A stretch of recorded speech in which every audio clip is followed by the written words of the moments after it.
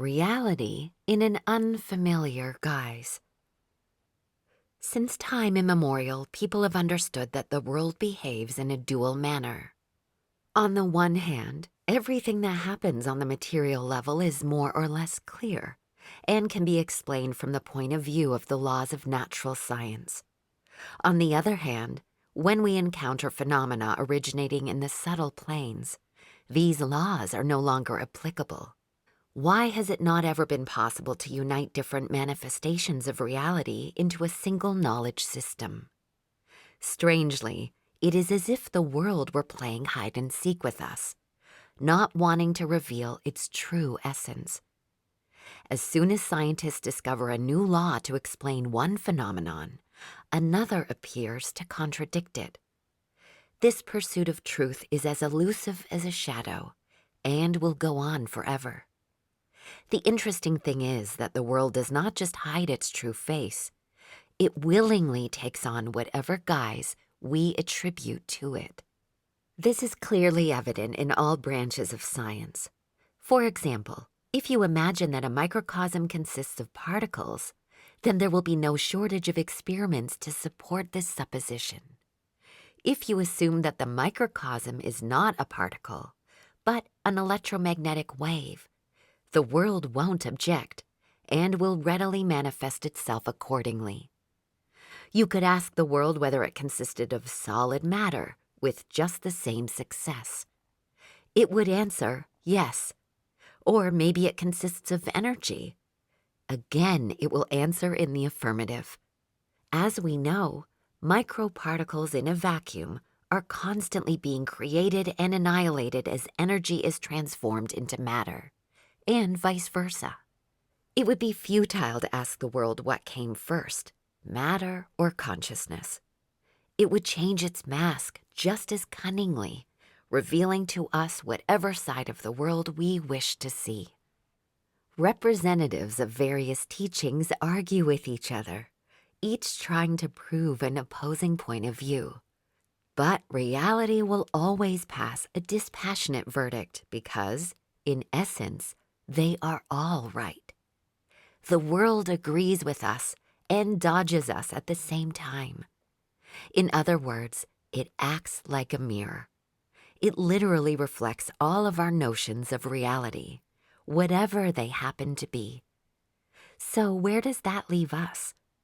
If the world always agrees with what we think about it, at the same time constantly evading a direct answer, are not all our attempts to explain the nature of reality in vain?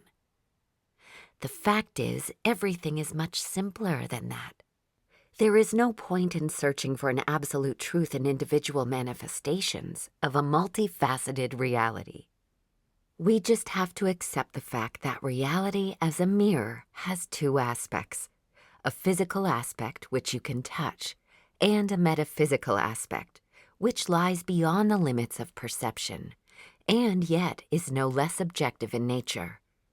At the present time, science deals with the side of life that is reflected in the mirror, whereas esotericism tries to look at life outside the mirror. The entire debate basically boils down to a difference in focus. So, what exactly does lie on the other side of the mirror? Transurfing, like any esoteric teaching, offers one of many possible answers to this question. On the other side of the mirror glass, there lies the variance space, an information structure that stores the scripts to all possible events. The number of variants is infinite as the number of possible positions of a single dot on a grid. The variance space is a record of everything that ever was and everything that will ever be. This also means that access to the variance space provides the opportunity for clairvoyance. The only setback is that because the number of variants is infinite, one can see events that will not be realized in physical reality. This is why clairvoyants often make mistakes in their forecasts.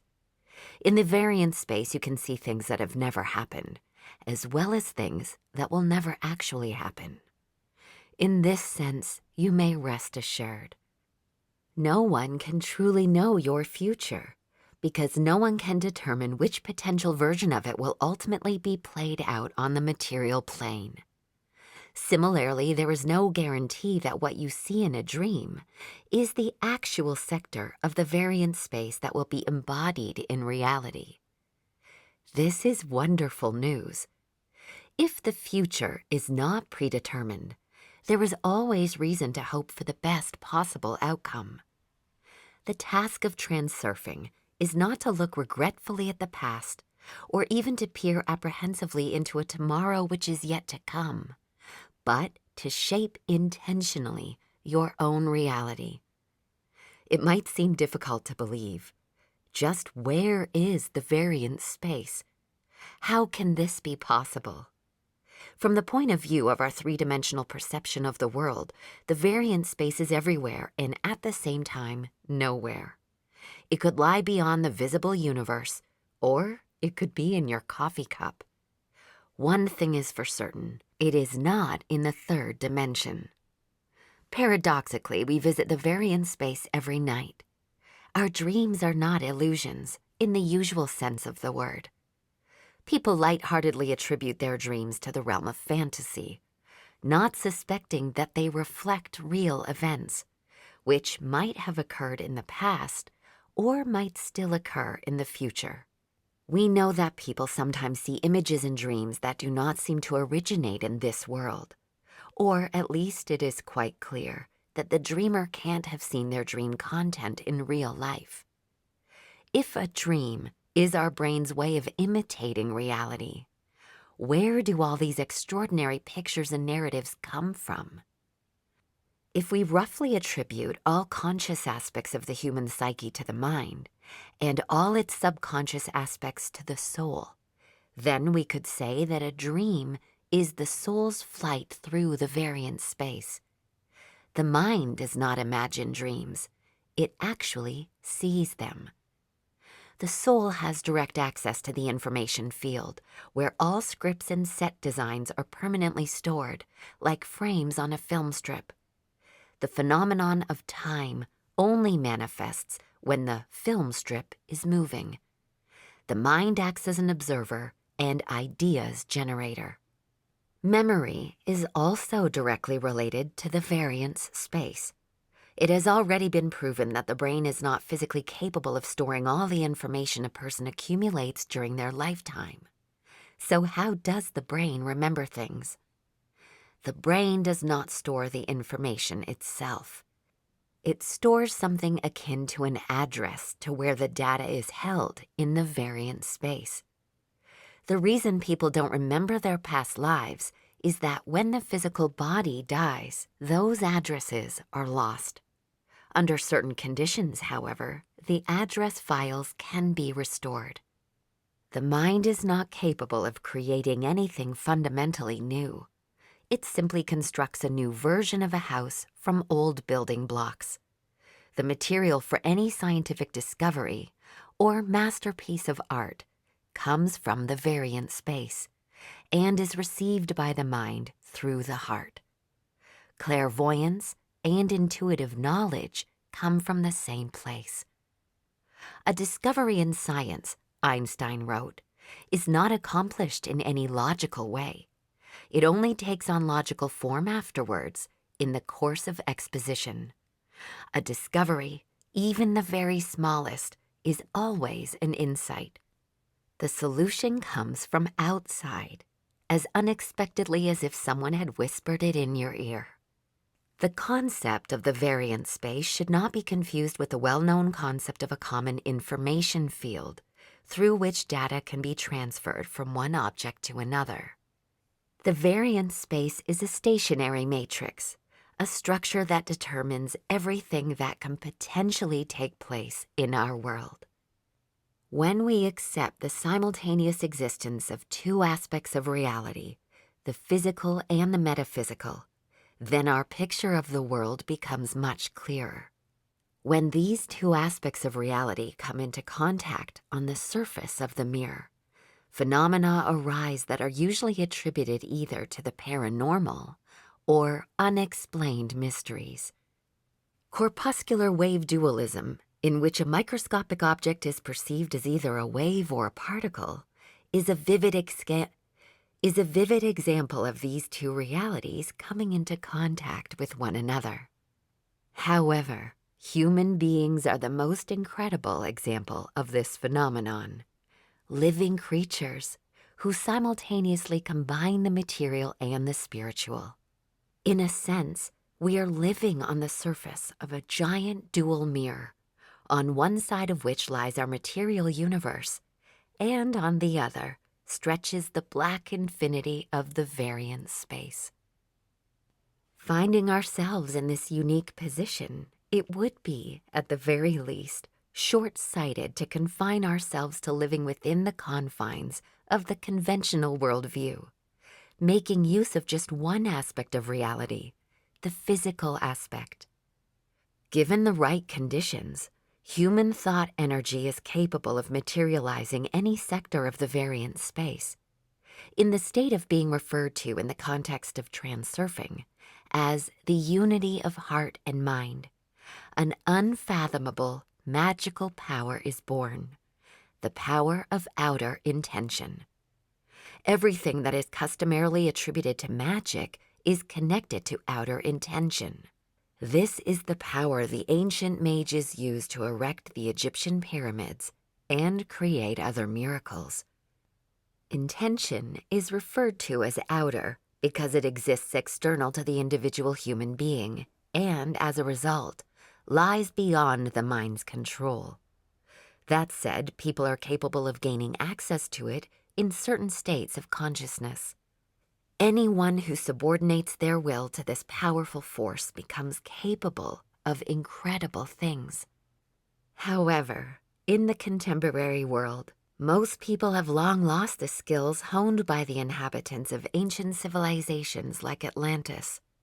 Fragments of ancient knowledge have been preserved to the present day in the form of scattered esoteric teachings and practices, but it is quite difficult to apply this kind of knowledge in everyday life. Despite the intricacy of its practical realization, the secret to mastering outer intention is fairly simple. The answer to the enigma lies in the phenomenon known as lucid dreaming. In an ordinary dreaming state, events develop independently of the mind's will. Until the dreamer becomes conscious of the fact that they are dreaming, they are not able to control what happens. The dreamer is totally under the power of non-lucid dreaming, in which the dream just happens to them. The moment the dreamer becomes conscious of the fact that it is all just a dream, they discover that they have amazing abilities. The impossible is possible in a lucid dream. You can control events in the dream by the power of intention and do incredible things like fly. The ability to control one's dream is acquired the moment a person becomes conscious of himself or herself in the dream world, comparative to physical reality. At this stage of awareness, the dreamer has their physical reality as a reference point to which they can return the moment they wake up. Physical reality, in turn, is like a non-lucid dream in waking. The dreamer is under the power of circumstance, and life just happens. They don't remember their past lives, and so they have no reference point relative to which they could rise to the next level of awareness. Yet not all is lost. There is an alternative method in transurfing, which you can use to get outer intention to work. People are capable of creating their own reality, but this means following certain rules. The ordinary human mind tries to influence the reflection in the mirror, but is unsuccessful. It is the image itself that has to be changed, and the image is created by the focus and nature of a person's thoughts. Desire alone is not enough to bring what you want into reality. The image or thought form on one side of the mirror has to coincide with certain parameters of the corresponding sector of the variance space, located on the other side of the mirror. But that is not all. You have to know how to communicate with the mirror, which, it has to be said, is most strange and complex. Imagine this unusual scenario. You are standing in front of a mirror, but there is nothing in the reflection, just emptiness. The image gradually begins to appear, but only after some time, as in a photograph that is being developed. At some point, you begin to smile, but the mirror still reflects the former serious expression on your face. This is exactly how the mirror of the variance space works. Only the delay factor is incomparably greater, and therefore the changes that take place cannot be clearly perceived. Material realization is inert, but if you fulfill certain conditions, a new reflection will appear, which means that a dream can become a reality. Your thought form acts like an existing physical object that is standing in front of a mirror. Your reflection, which has no material substance, is imaginary, metaphysical, and at the same time as real as the form itself. Unlike the scenario with an ordinary mirror, in Transurfing, the material world is the reflection. The images in it, which are served by the intention and thoughts of God, as well as all living beings, are His manifestations. The variance space is a kind of matrix, a template for cutting and sewing, as well as a format for the fashion show, the movement of all matter. It stores information about what should happen in the material world and how. Each possible variation of potential reality represents a different sector of the variance space, which contains scripts and set designs for the trajectory and form of moving matter. In other words, the sector determines in each individual case what should happen and what that should look like. Therefore, the mirror divides the world into two halves, the actual and the imaginary. Everything that acquires material form resides in the actual half and unfolds in accordance with the laws of natural science. Science and the ordinary perception of the world deal only with what happens in reality. By reality, it is generally accepted to mean everything that can be observed and directly influenced. When we reject the metaphysical side of reality and only take into account the material world, the activities of all living beings, including man, are reduced to primitive movements within the confines of internal intention. Internal intention helps us achieve our goals by means of directly influencing the world around us. In order to achieve something, we have to take certain steps. We push, shove, elbow our way ahead, and generally carry out a specific type of work. Material reality instantly responds to direct action, which creates the illusion that results can only be achieved by direct influence. However, in the context of the material world, the range of goals that are realistically achievable using this approach is greatly narrowed. Here we can only rely on what is already available to us. Everything comes down to material resources, which as a rule are never enough, and which are severely limited.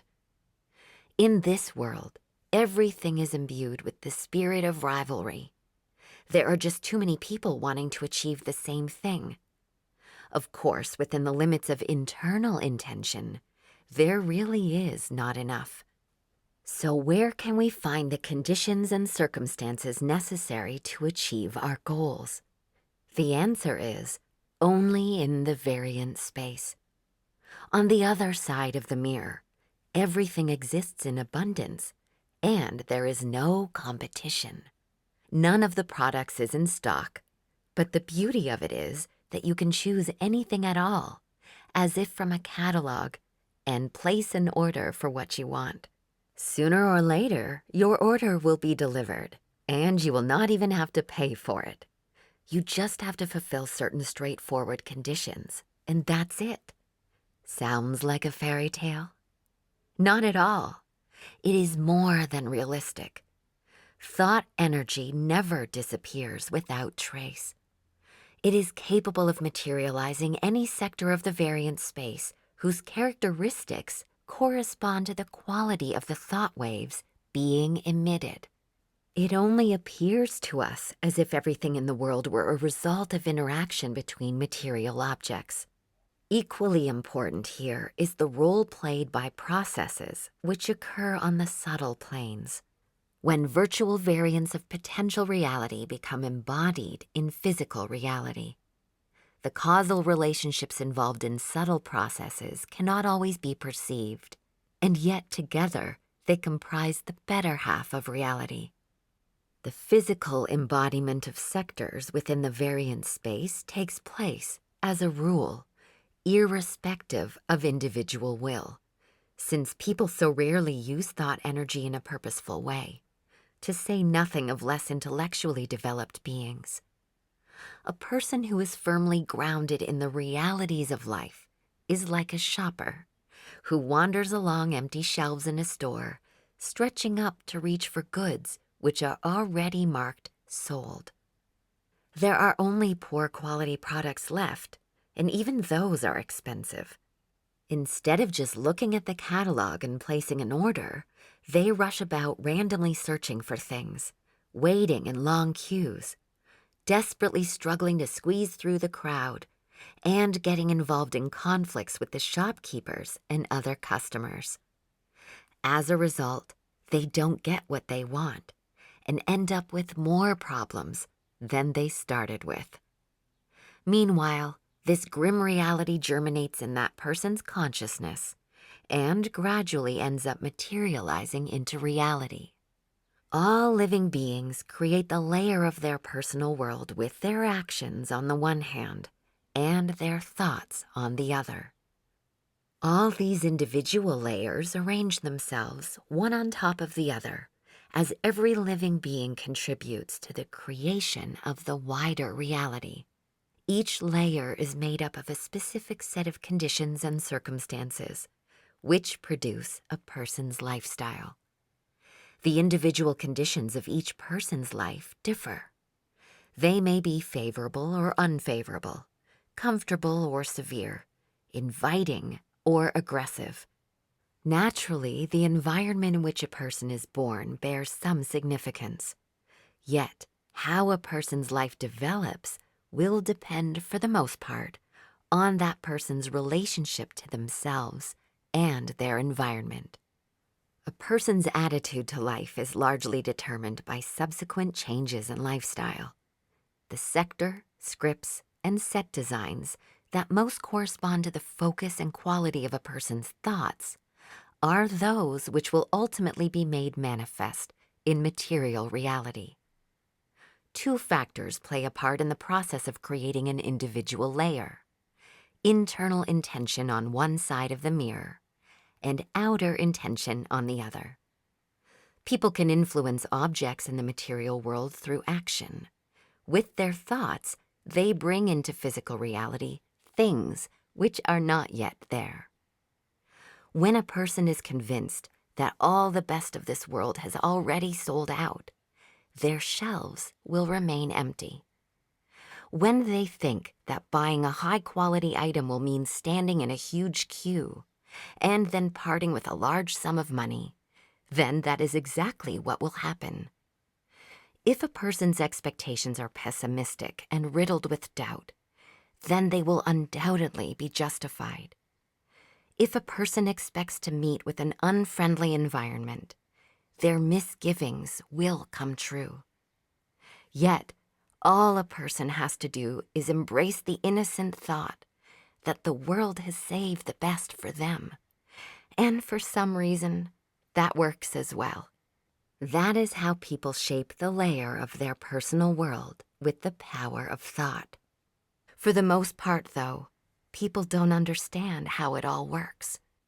People try to make everything exactly how I want it by applying the basic principle of, wherever I turn, that's where I'll go, and wherever I put my foot on the gas, that's where I'll make a breakthrough.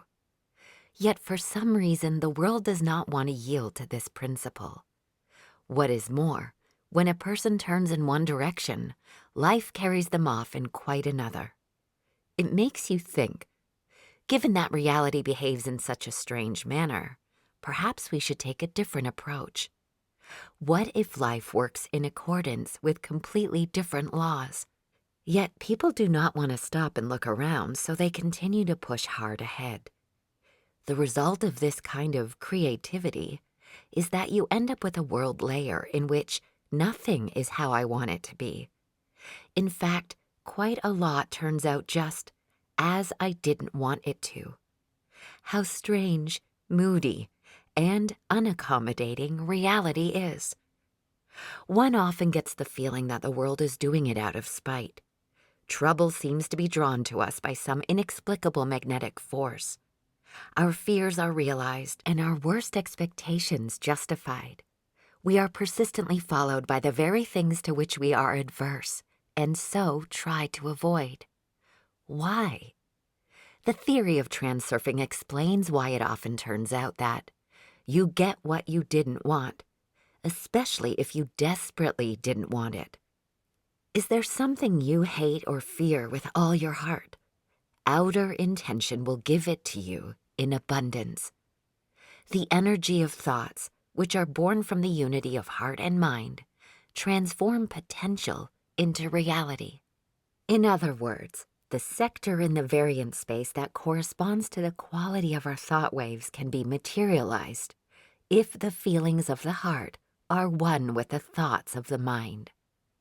This is not the only reason our worst expectations are realized. A problem-free life is actually the norm. Everything in life should develop smoothly if you go with the variance flow and do not upset the balance. Nature does not like wasting energy and has no desire to create intrigue. Unfortunate circumstances and events occur as a result of excess potential, which introduces an element of distortion into the energetic environment. Dependent relationships only exacerbate the problem. Excess potential arises when some quality or another is attributed excessive, inflated importance. Dependent relationships are created when people begin to compare themselves, to compartmentalize, and set conditions like, if you do that, then I'll do this. Excess potential is not necessarily a problem as long as the distorted evaluation exists relative only to itself. As soon as the artificially elevated evaluation of one object is placed in comparative relationship to another, polarization crops up, which creates a wind of balancing forces. Balancing forces try to neutralize the polarization and, in the majority of cases, their impact is focused on the person creating it. These are examples of unconditional potential. I love you. I love myself. I hate you. I don't like myself. I am good. You are bad. These judgments are self-sufficient. They are not based on comparison or contradistinction. Here are some examples of potentials built on dependent relationships. I love you provided that you love me. I love myself because I am better than the rest of you. You are bad because I am better than you. I'm good because you are bad. I do not like myself because I'm worse than anyone else. You repulse me because you are not like me. There is a huge difference between the first group and the second.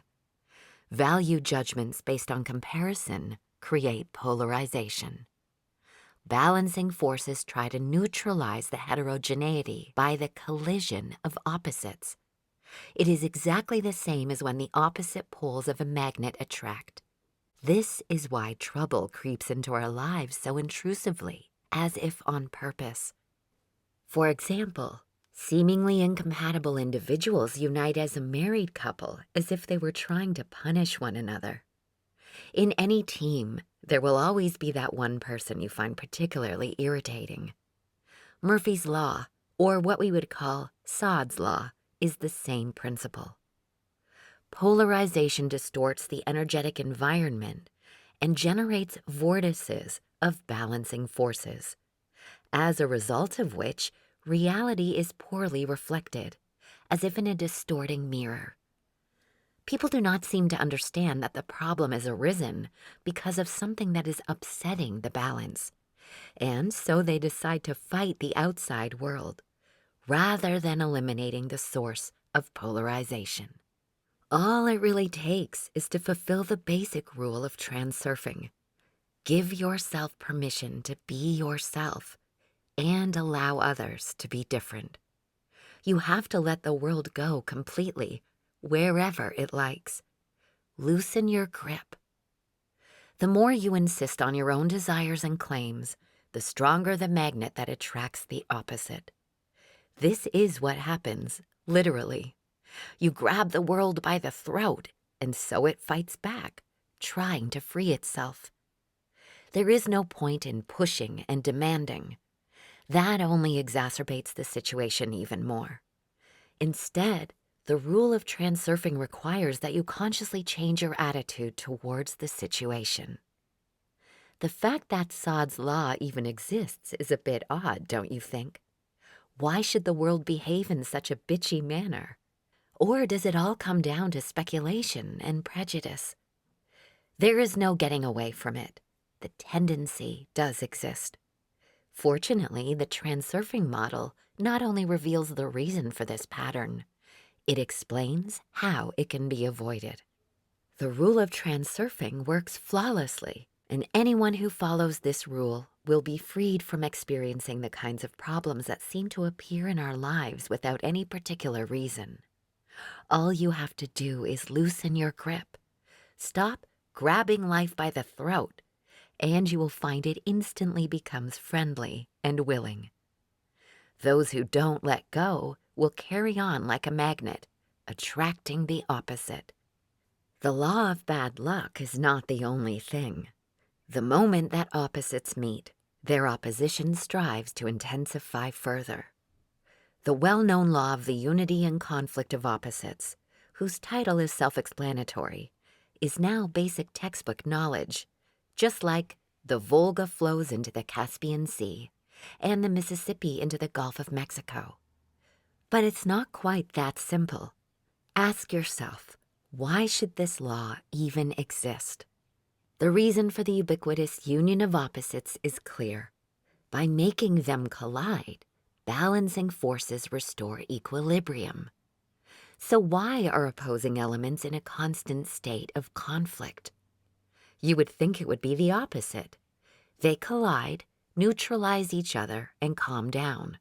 But no, opposites go on provoking each other until they get the opportunity to fight. Unless the bully is dragged away, the fight will go on forever. There's no shortage of examples. You know that life sometimes gets on your nerves a bit. Everyone experiences this in his or her own way, to varying degrees. Basically, the essence is this. If right now there is something that is capable of throwing you off balance, it will appear as if to spite you. This is what happens. If you are anxious, worried, or down about something, your nerves will be tense, even just a little. Then, as if it were directly connected, a clown appears and starts jumping about and rattling on, winding you up even more. You get even more irritated, and the clown jumps about even more frantically. There are many ways of increasing your tension. For example, you are in a hurry and afraid you're going to be late. The clown claps and rubs its hands and cries, "Let's go!" From this moment on, everything starts to go against you. People block your way. They stride along with decorum, but you still cannot pass them. You rush to get through a door, But there is literally a queue forming of the laziest people in the world who are barely placing one foot in front of the other. The cars on the road are doing the same thing.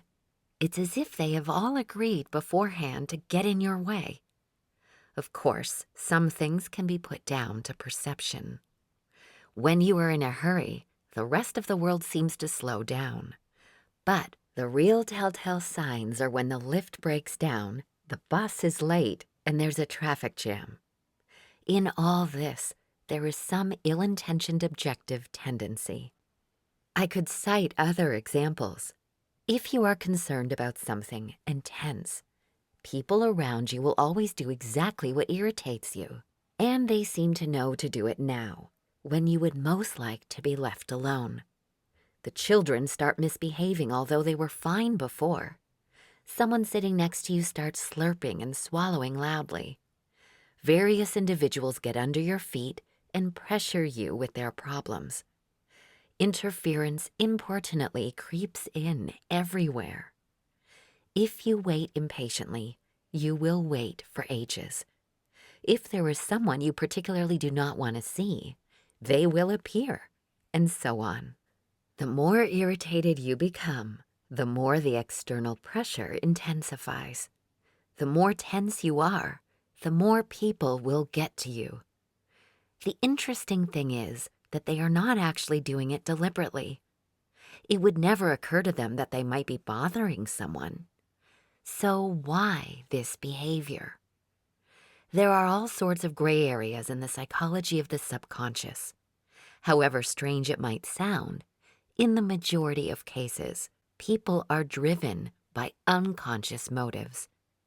What is even more interesting is that the driving force, which shapes our unconscious motives, originates in the external world, not in the human psyche. This force comes from pendulums, unseen but very real energy informational entities, which are created by thought energy. It is not that these beings are capable of plotting anything or realizing a consciousness intention. Pendulums are like leeches. They sense polarization as inhomogeneity or lumpiness in the energy field and feed by sucking on it. And that's not the worst of it. What is so horrific is that rather than just absorbing conflict energy, they somehow push people to behave in such a way that they give out even more of the same type of energy. They do everything possible to make sure that the source of energy is spilling over. Pendulums pull at people with invisible threads, as if they were puppets, and they obey. How precisely pendulums influence people's motives is not yet clear, but they are extremely good at it. Pendulums cannot access clear consciousness, but they don't need to. Subconscious is quite enough. To one degree or another, everyone is partially asleep in waking life. We often do things in a laid-back manner, on autopilot, without being aware of it, without saying to ourselves, in this moment, I am awake, and I am aware of what I am doing, why I am doing it, and how. Our level of active awareness is particularly low when we are at home or when we find ourselves in a crowd. In a domestic setting, the need for heightened self-control is relatively minor, and so we are relaxed, almost dropping off. In the external world, within a close circle of friends, our awareness is more alert and working on self-control. In large crowds, a person's actions are spontaneous, but also fall into strong correlation with the general urges of the collective. To illustrate how a pendulum works, let's take the simple example of a passerby, who you follow and then overtake. Just as you intend to step to the side to walk past, the pedestrian takes a spontaneous step to the side, as if deliberately blocking your way. You try and pass them on the other side, but the pedestrian automatically veers in that direction. What causes the passerby to change direction? They can't see you, and why should they care that you want to pass by? Perhaps the pedestrian senses someone approaching from behind and instinctively stops his or her rival from passing and getting ahead. This explanation would seem viable, but still that's not it. In nature, if you think in terms of instinct, rivalry is always expressed in situations where both parties are stood facing each other. What makes the pedestrian veer to one side is the pendulum. People just walk without thinking about where they are placing their feet or how to keep a perfectly straight line. In this sense, people are asleep. And so, from time to time, the line of their steps spontaneously deviates to one side or another. The motivation, the choice to move in one direction or another, originates in the subconscious, which in that moment is not being controlled by the mind, which means it is open to the pendulum. Then you come along and try to overtake the pedestrian in front of you. Essentially, this is a conflict, albeit a very meager one. The pendulum's objective is to increase the energy of conflict, and so it nudges the pedestrian to take an involuntary step to one side, to block your way, aggravating the situation further. You cannot say that the pendulum is acting deliberately because it is not capable of conscious intention. Balancing forces act just as unconsciously.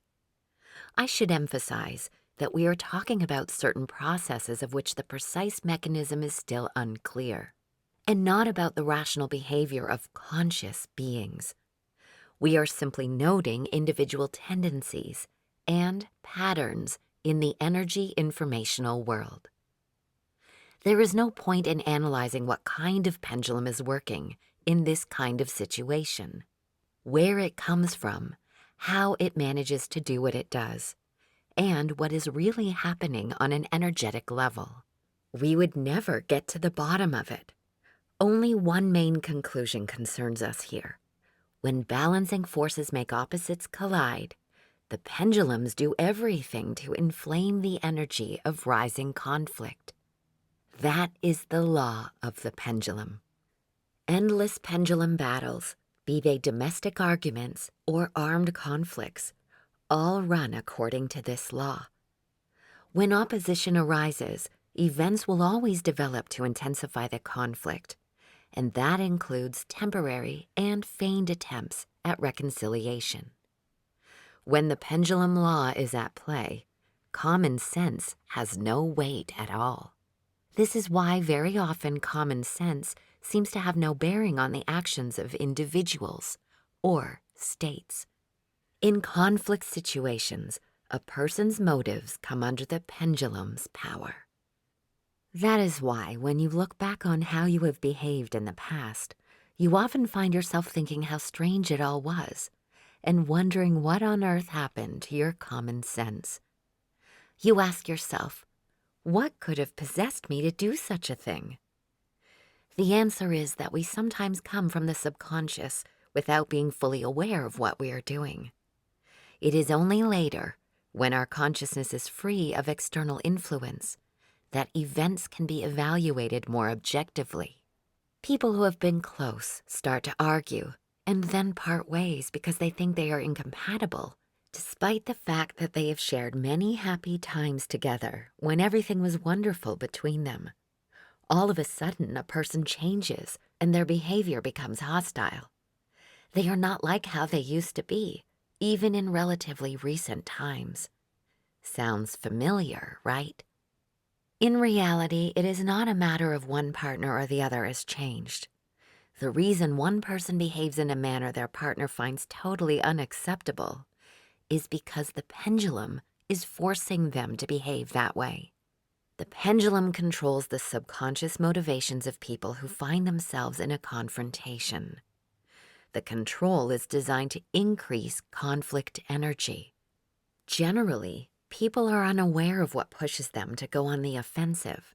A person might behave totally illogically or abnormally. This effect is quite evident in inexplicably brutal crimes. Later, when they are sitting in the dock, the offender recalls their crime in horror, wondering, "What on earth came over me?" They are not lying either. Often the crime is a complete surprise to the perpetrator, who remembers what they did as if it were some terrible nightmare. The sleep is particularly deep when a person's attention falls into a snare. In certain communities, like in the army, a club, or sect, an environment is created which supports a certain type of thinking and behavioral stereotypes. This lulls a person to sleep, which makes their subconscious susceptible to the zombifying influence of the pendulum. Then certain things happen which would seem utterly incomprehensible to any objective observer. Why do people kill others so viciously simply because they worship different gods? They're not getting in anyone else's way. People suffer deprivations of war and die in dozens, the hundreds, thousands, and millions. Where is their preservation instinct? Fighting for the sake of wealth and land is understandable. But how do you explain killing for the sake of one's faith? The idea of peace is close to everybody's heart, and yet the wars continue. The idea of a one God is quite clear. The notions of goodness, justice, equality, one could go on forever, are the same. Everyone understands, but common sense doesn't seem to work, and evil triumphs. Where does the evil come from? The pendulum is the universal source of evil. In a confrontational situation involving anything or anyone, you don't have to observe for long before it becomes obvious that events are moving towards an increase of conflictual energy. If the battle ceases, then it will not be for long, and only so that it can flare up again later with renewed strength. Of course, pendulums come in all sorts of guises, but they are all destructive to varying degrees. Some are relatively harmless. The purpose of the transurfing pendulum, for example, is to make as many people as possible think about what is really happening. It is not a question of freeing ourselves from pendulums altogether. That would hardly be possible. The main thing is not to let yourself be a puppet, to be aware in your actions, and to use these structures to your own advantage. So, how can we free ourselves from their influence?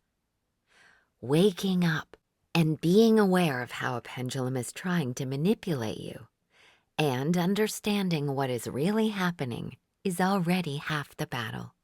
The power of the pendulum's influence is inversely proportional to awareness.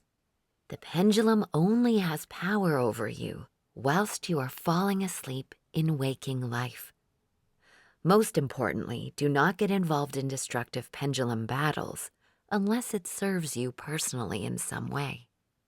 If you are in a crowd, you need to come down from the stage of action into the audience hall, look around you, and wake up. Ask yourself, what am I doing here? Am I fully aware of what's happening? Why am I here?